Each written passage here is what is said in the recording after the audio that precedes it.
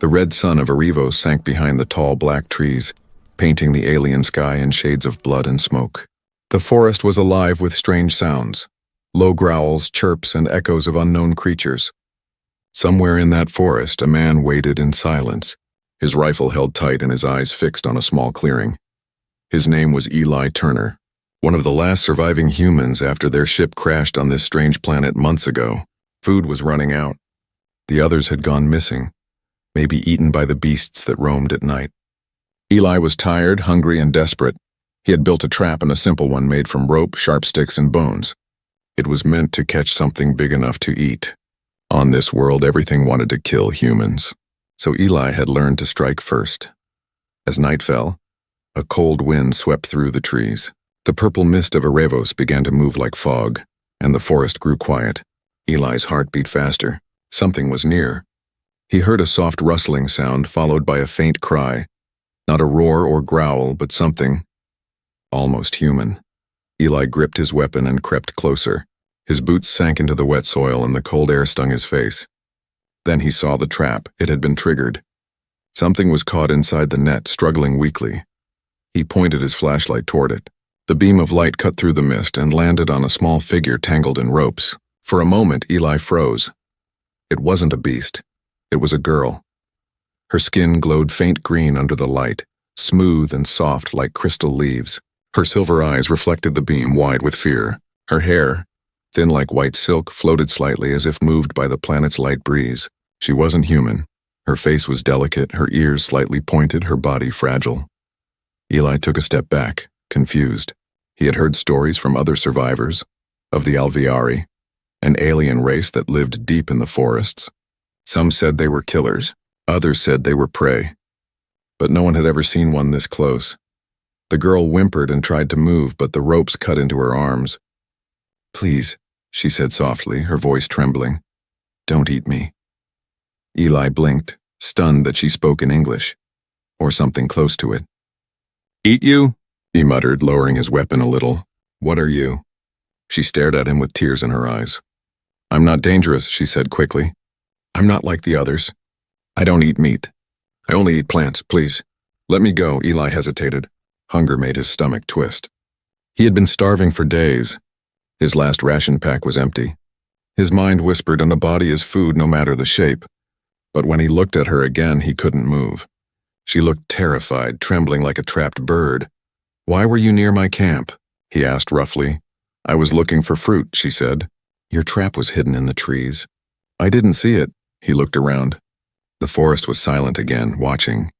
He knew predators would smell her fear soon. If he left her here, she would die. And maybe he would too. He cursed under his breath and pulled out his knife. She flinched, thinking he was going to stab her, but instead he cut through the ropes. The net fell away and she collapsed onto the ground, gasping for breath. "Don't run," Eli said coldly. "If you try, I'll shoot." She nodded, too weak to argue. Her thin hands touched the dirt and she whispered a few words in her language.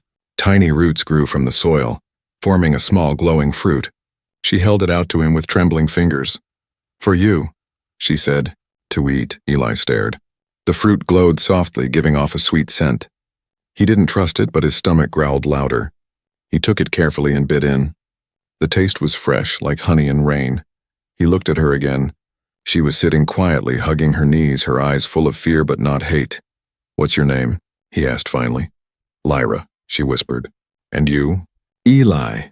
She repeated it slowly, almost like it was a strange song. "Eli, are you going to kill me?" He didn't answer. The truth was, he didn't know. A strange noise came from the distance, deep growls, heavy footsteps moving through the trees. Something big was coming their way. Lyra's eyes widened in panic. "They heard us," she said quickly. "We must go." Eli raised his rifle and looked into the darkness. Two glowing red eyes appeared between the trees. The creature roared, shaking the ground beneath them. Without thinking, Eli grabbed Lyra's arm. "Run!" he shouted. They sprinted through the forest, branches tearing at their clothes. Behind them, the creature crashed through the trees, its roar echoing through the night. Eli didn't look back. He only knew one thing. The alien girl he caught might not be food, but she might be the only thing keeping him alive. The alien forest was silent again, but it was not peace. It was the kind of silence that comes after something terrible passes by. Eli and Lyra crouched under a massive tree root, their bodies pressed close against the cold soil. The monster's roars had faded into the distance, yet neither dared to move. Every breath sounded too loud. Every heartbeat felt like thunder in their chests. Lyra's small body trembled. Her skin still glowed faint green like moss under moonlight. Eli noticed the glow was fading, slowly dimming. "You're hurt?" he whispered. She shook her head weakly. "No, hungry," she said. "My body loses light when I'm weak," Eli frowned. She needed food to live, just like him. But his rations were gone, and the forest fruit she had given him earlier was now just a memory on his tongue. He had to choose, keep her alive or save himself. He looked out into the darkness. "Stay here," he said, checking his rifle. "If you hear me shoot, don't move." Before Lyra could protest, he slipped out into the mist. Eli moved quietly through the glowing forest. The trees whispered when the wind passed through them, their long blue leaves rustling like waves. Every sound made him tighten his grip on the weapon. He needed something. Fruit, a small animal, anything to fill his empty stomach. He spotted movement near a glowing bush. A small creature, with 6 legs and rabbit-like fur. Eli raised his rifle and fired. The shot cracked through the forest, echoing far. The creature dropped instantly. He walked over and stared down at the body. It looked almost peaceful, its soft fur glowing blue. He sighed, guilt twisting inside him. When he returned to the hiding place, Lyra's eyes widened at the sight of the creature. "You killed it," she whispered. Her voice was not angry, only full of sadness.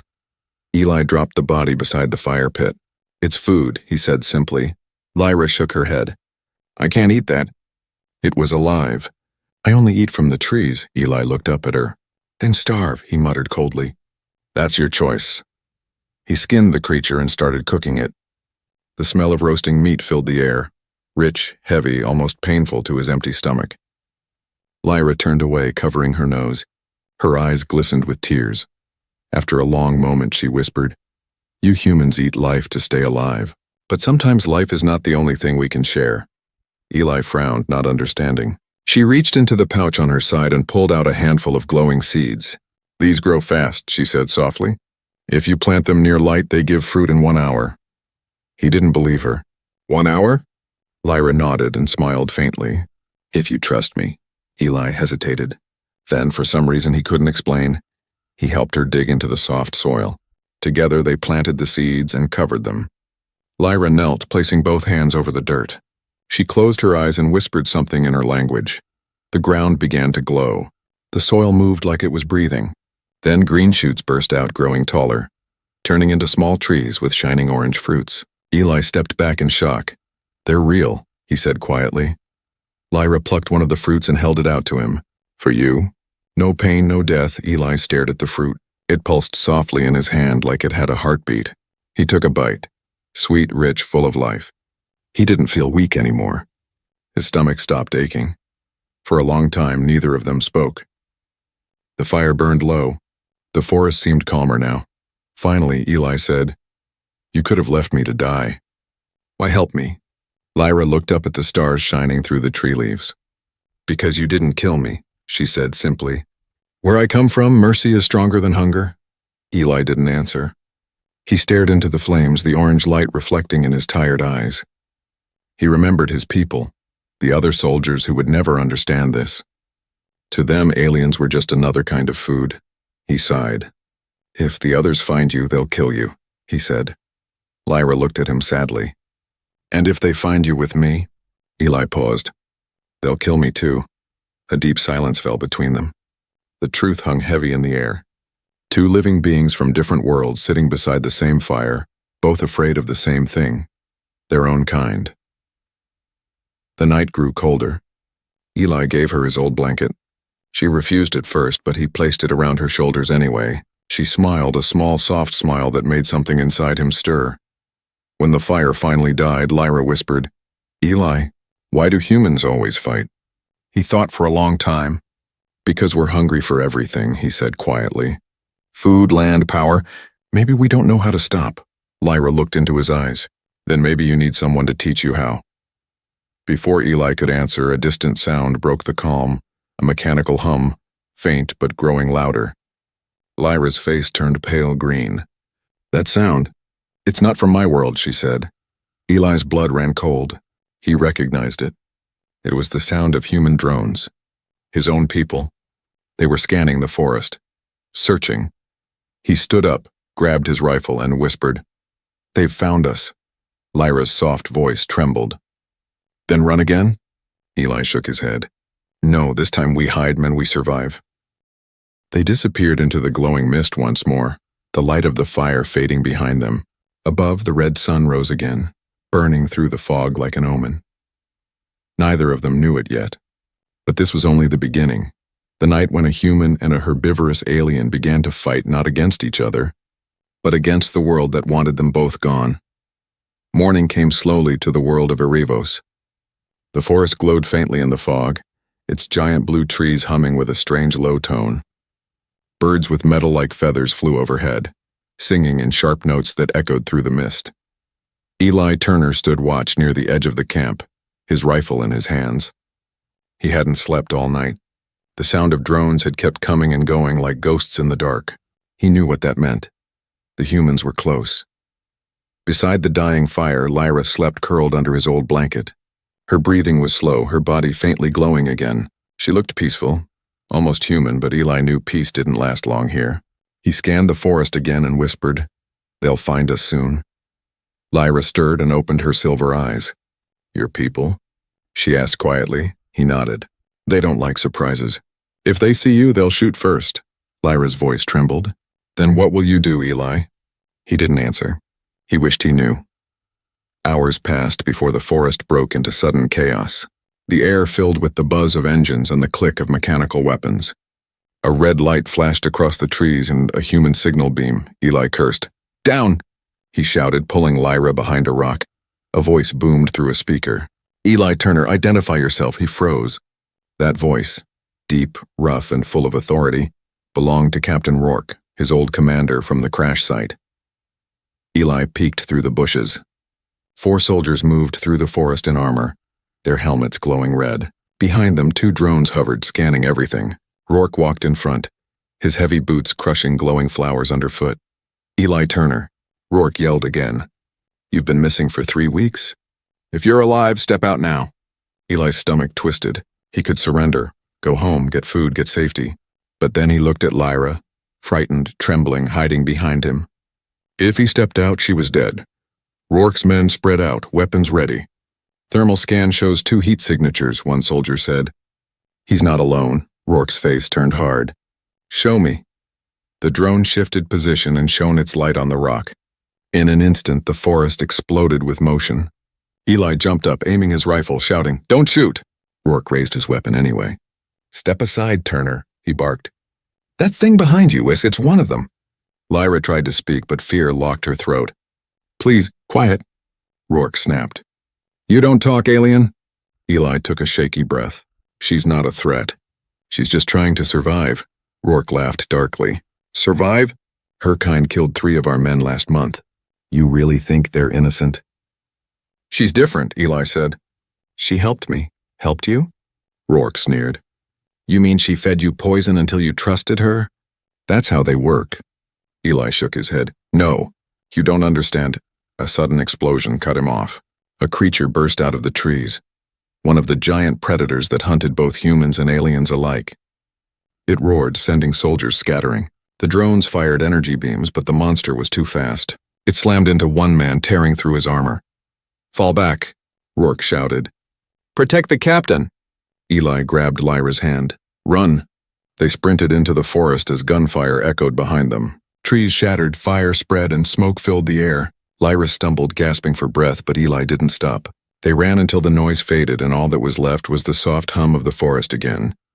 They collapsed beside a river glowing faint blue under the alien sunlight. Eli's chest heaved as he tried to catch his breath.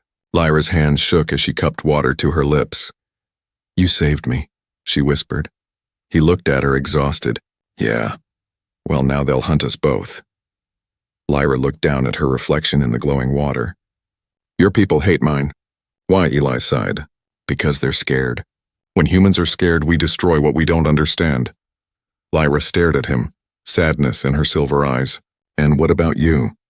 Are you scared of me too?" He looked at her, silent for a long moment. Then he said, "I was, but not anymore." That night they hid in a cave carved into a cliffside. Lyra sat near the entrance, her light softly glowing against the walls. Eli cleaned his rifle quietly, his mind racing. "Rourke won't stop," he muttered. "He'll track me until one of us is dead." Lyra watched him. "You could go back. Tell them you were lost." Eli shook his head. "And leave you behind?" "They'd burn this forest to find you." She smiled faintly. "You don't even know me, Eli." He looked up, meeting her eyes. "I know enough." Outside, lightning flashed across the alien sky. Thunder rolled, shaking the ground.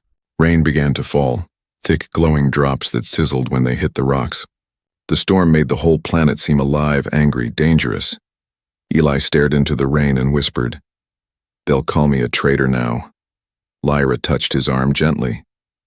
"Then be a traitor for something good." He turned toward her. "You talk like you believe peace is still possible." She nodded. "It has to be. If we stop believing, we become just like them." Eli smiled faintly for the first time in weeks. He didn't know what tomorrow would bring, but in that moment, hiding with a glowing alien girl in a cave on a deadly planet, he felt something he hadn't felt in a long time. Hope. Outside, far away in the storm, the sound of drones returned. The hunters were still coming, but this time Eli was ready. The storm had passed, but the air still smelled of smoke and metal. The forest of Erebos shimmered under the rising red sun, wet, steaming, and alive again. Drops of glowing rain slid from the tall blue leaves and fell like tiny stars onto the muddy ground. Eli Turner woke to the soft sound of running water. He blinked slowly, feeling the ache of sleep and fear still pressing on his body. The cave where he and Lyra had hidden through the night was damp and cool. The fire had burned out, leaving only thin trails of gray smoke that curled toward the ceiling. Lyra was already awake, kneeling near the entrance. Her hands were pressed against the cave wall, and where her skin touched, faint lines of light spread outward like vines. The rock began to glow with patterns, soft green symbols that moved and changed. Eli sat up, his rifle still beside him. "What are you doing?" Lyra looked over her shoulder, her eyes calm and glowing silver. "The stone's here, remember? My people left messages long ago and paths, warnings, and maps." He frowned. "You mean?" "Your people lived here before we crashed?" She nodded slowly. "Yes, long before your kind came, this was our home. The forest knew our voices, but when your ships fell, the sky burned and the roots screamed." Eli had no answer. His hands tightened around his weapon. He had never thought of the forest as anything alive, anything that could feel. To humans, it was just land. Strange, dangerous, and filled with things to hunt. Lyra traced one last symbol on the stone, and a beam of faint light appeared in the air. A map, floating like mist. "This shows the path to the Heart Grove," she said. "If we reach it, we'll be safe." "My people still protect that place. Are your people?" Eli asked quietly. "If they see me, a human, what will they do?" Lyra hesitated. "They will not like it." "But if I tell them you saved me, they might listen." He let out a short laugh. "Might?" She smiled faintly. "That is the best word I can offer." They set off after sunrise, following the glowing map. The forest grew stranger as they moved deeper. The air was thick with the scent of flowers and minerals. The trees were taller than any skyscraper on Earth, their roots as wide as rivers. Eli kept his weapon ready. Every step echoed in the silence. Occasionally, small creatures with glassy skins scurried through the bushes. They seemed to watch the two travelers, whispering in soft, chirping tones. Lyra walked barefoot, silent and graceful, her light dim so they would not attract attention. She moved as if she knew the forest personally, touching bark, listening to the hum of roots, smelling the wind before every turn. After hours of walking, they reached a wide clearing where the ground shimmered like metal. Giant silver flowers bloomed around a pool of still water. Lyra stopped suddenly, raising a hand. "Wait," she whispered. "Don't step forward. This is sacred ground." Eli lowered his foot. "Sacred?" She nodded. "This place listens. If you enter without respect, the forest will wake." He frowned. "What does that mean?" Before she could answer, a strange sound filled the air, like the rustle of thousands of wings. The flowers around them began to move, turning toward Eli, their petals opening to reveal sharp, glowing spines. "Run!" Lyra shouted. They jumped back as one of the flowers shot a spine through the air. It whistled past Eli's ear and buried itself deep into a tree, burning through the bark. They ran toward the trees again, branches whipping against their faces. Behind them, the flowers hissed and snapped like living machines. When they finally reached safety, Eli collapsed against a root, panting hard. Lyra turned to him, her eyes wide but full of relief. "You almost angered the bloom." "The what?" "The forest's defense," she explained softly.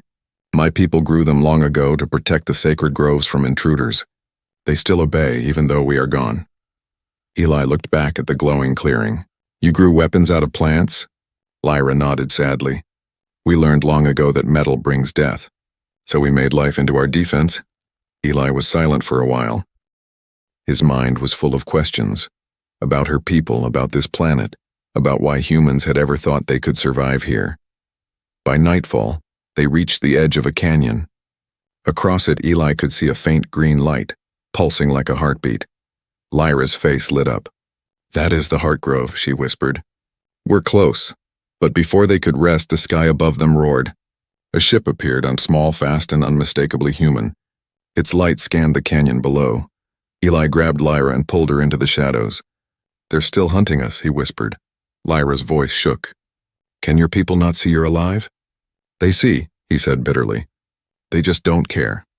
To them, I'm already dead. Or worse." The ship passed overhead, its engines leaving trails of red smoke. Lyra looked at him and whispered, "If they find you with me, they'll kill you."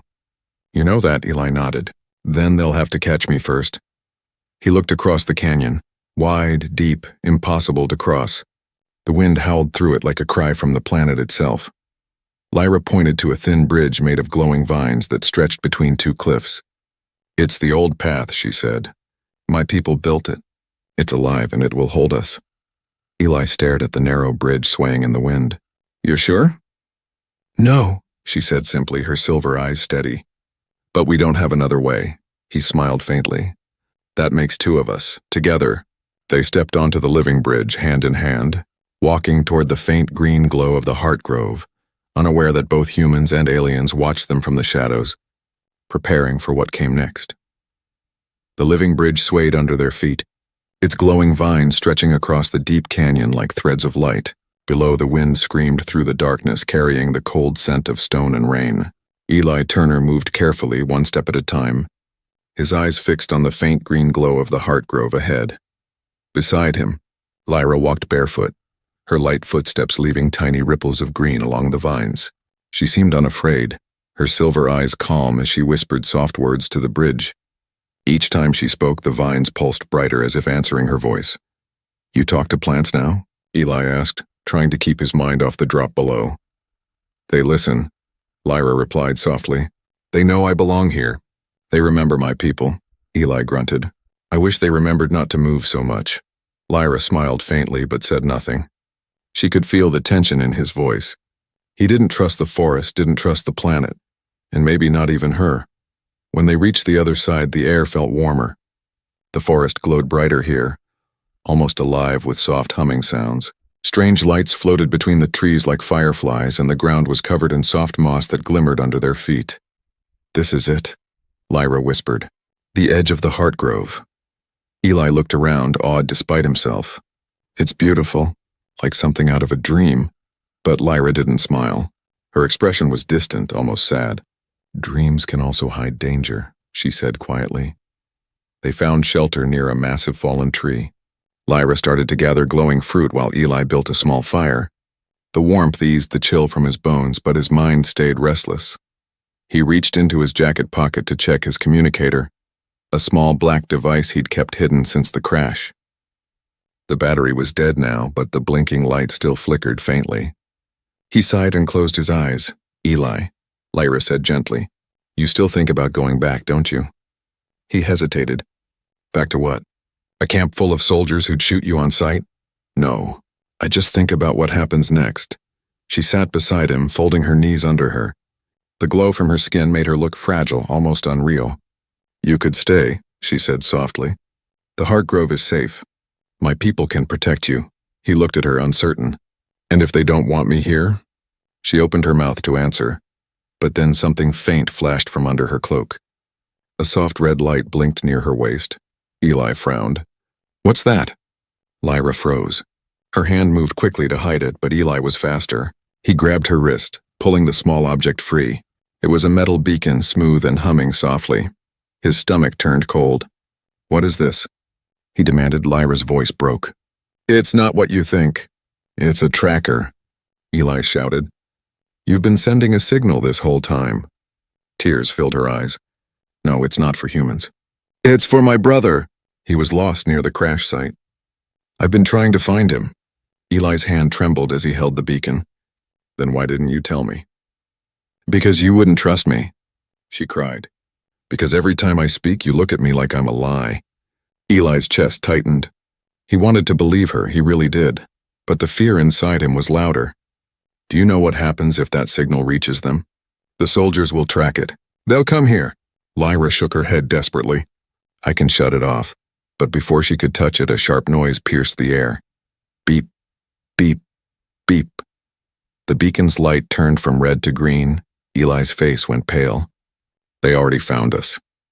The forest answered with the sound of roaring engines above. A human drone descended through the trees, its spotlight slicing through the darkness. Voices echoed over the comms, metallic, cold, and far too close. Target locked. Human and alien detected. Eli dropped the beacon, his mind spinning. "You led them right to us."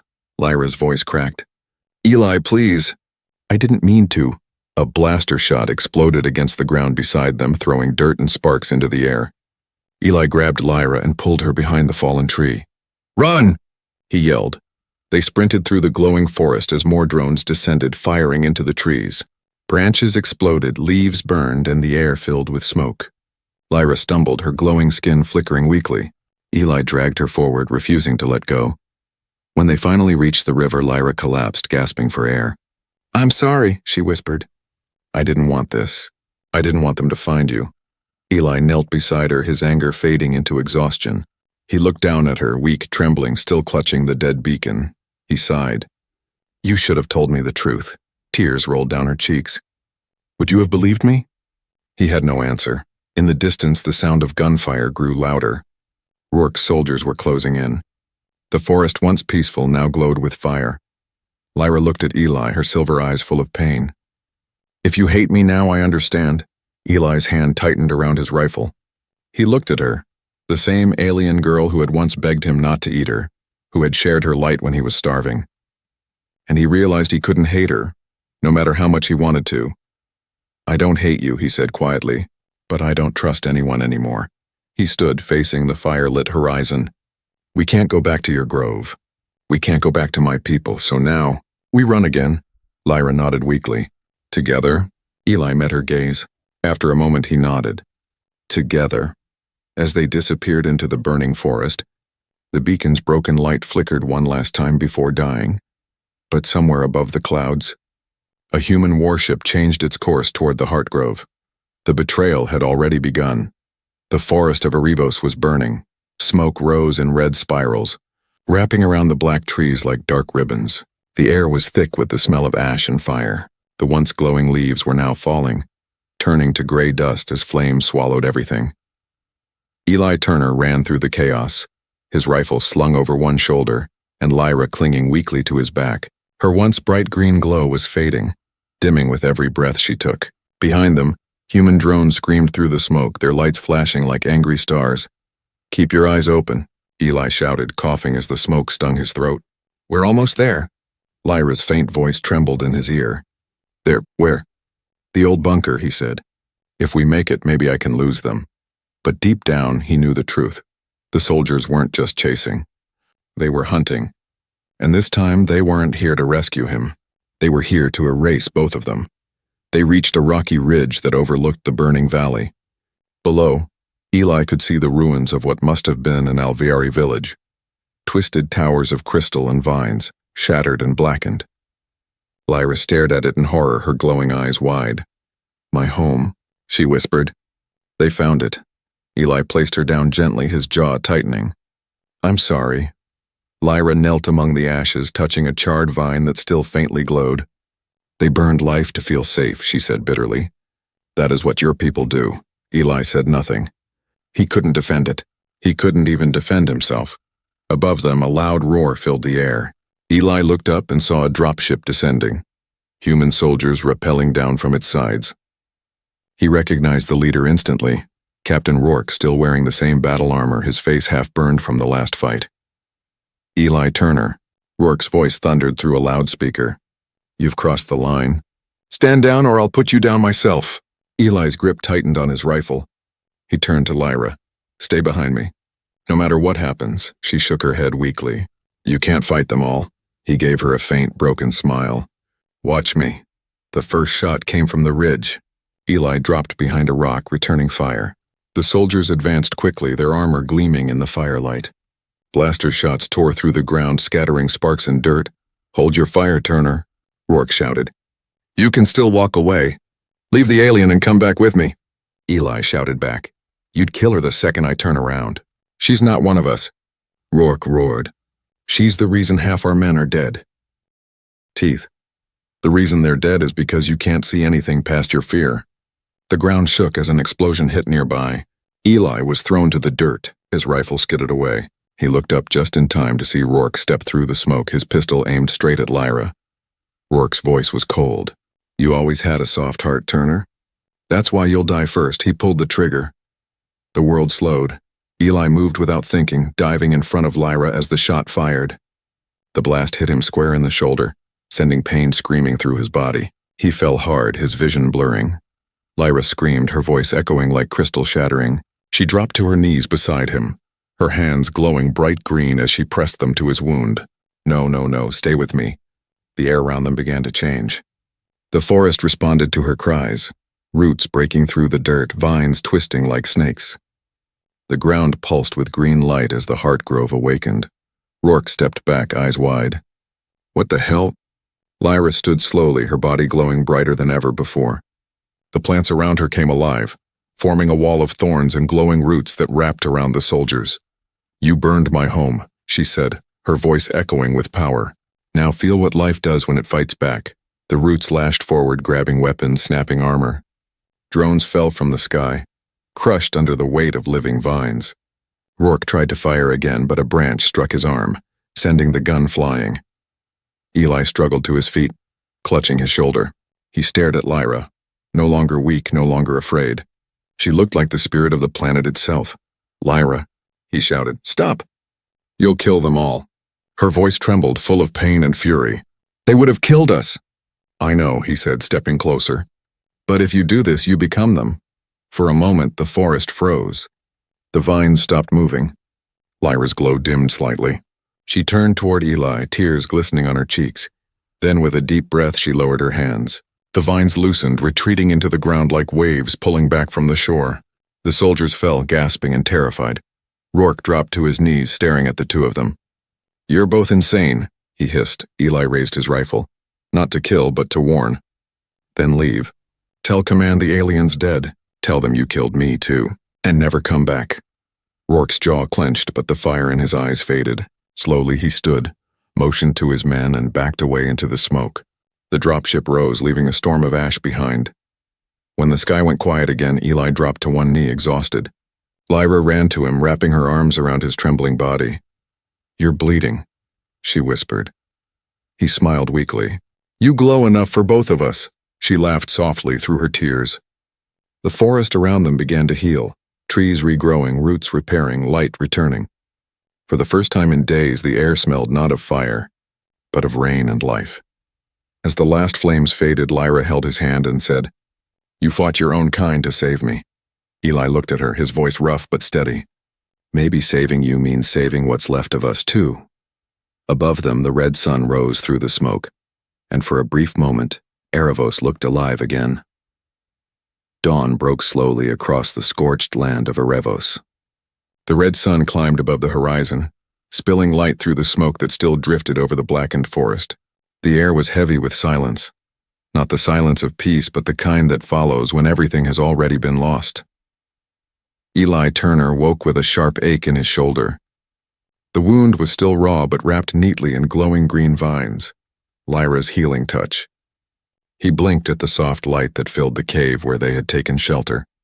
Lyra sat a few feet away, her legs crossed, eyes closed, hands resting on her knees. Her body glowed faintly, the rhythm of her breathing steady. The forest outside whispered around her as if listening. For a long moment, Eli just watched her, this strange, gentle creature from another world who had once begged him not to eat her. Now she had saved his life more times than he could count. When she opened her eyes, she smiled faintly. "You're awake," he groaned, sitting up slowly. "Barely. You patch me up better than any medic I ever knew." "I use life," she said softly. "Your kind uses metal and pain. Ours listens to the living world." He chuckled weakly. "Guess your way hurts less," she didn't answer. Her gaze drifted toward the open cave mouth where the light shone through the mist. "They're gone," she said quietly. "Your soldiers. They left," Eli nodded. "For now." Lyra turned to him, her voice trembling. "They'll come back. More ships, more fire. They always come back." Eli looked down at his hands. "I know." He paused, then said slowly, "But maybe we can stop it before it happens again." Lyra tilted her head. "How?" He looked up at her, his expression hard but calm. "By showing them something they can't ignore. Proof that your people aren't monsters. Proof that peace is still possible." She frowned. "Peace?" Her voice was soft, almost like she didn't understand the word anymore. "Yeah," he said. "Peace. Something both our worlds forgot how to believe in." They left the cave at sunrise. The forest that had been burned just hours ago was already beginning to heal. New sprouts pushed through the ashes and glowing leaves shimmered weakly in the morning air. The world of herbivorous refused to die. Lyra walked ahead, guiding the way with her gentle light. Eli followed, limping slightly but determined. When they reached the edge of the heart grove, the sight stopped them both. The once lush sanctuary was now half destroyed. Trees fallen, crystals cracked, the sacred pool reduced to steam. But in the center of the ruin, faintly pulsing under the dirt, was a single glowing seed, large as a human heart, alive and waiting. Lyra knelt beside it, tears filling her eyes. "The heart still breathes," she whispered. "It can grow again, if we help it." Eli crouched beside her. "Then let's do it." She placed her hands on the seed. Eli placed his beside hers. For a moment, nothing happened. Then slowly the ground began to glow. Light spread outward in thin veins, weaving through the soil like roots of gold. The forest answered.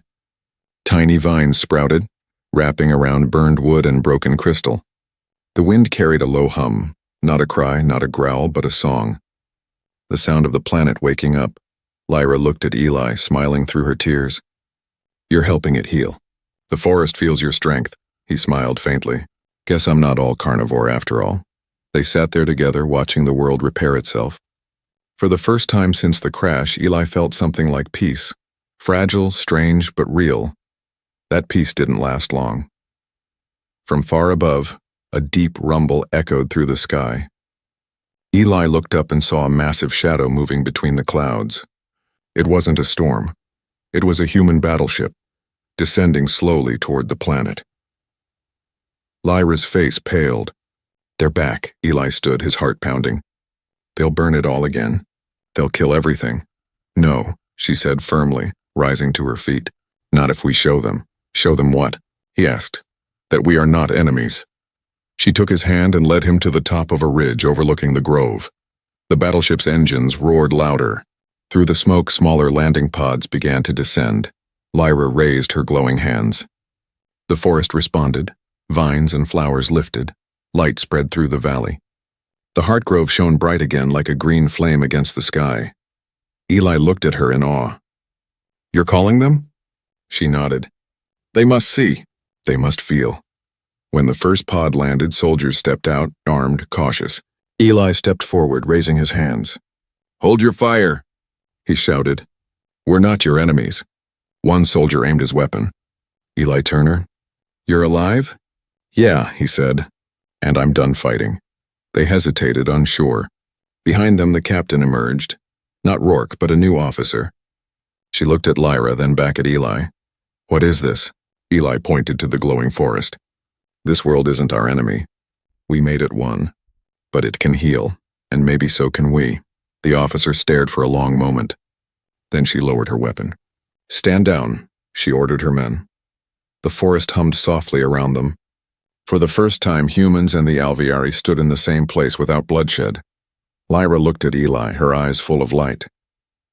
"You did it," he shook his head. "We did it." The red sun rose higher, painting both of their faces in gold. The last smoke faded into the distance, and as the heart grove bloomed again, Eli whispered, "Maybe peace doesn't start with armies. Maybe it starts with two people who just stop being afraid."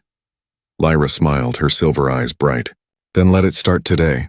The wind carried their words into the trees, into the soil, into the sky. A promise whispered between two worlds that once feared each other, now bound by hope. And for the first time since humanity crashed upon Erebos, the planet sang, not in pain but in peace.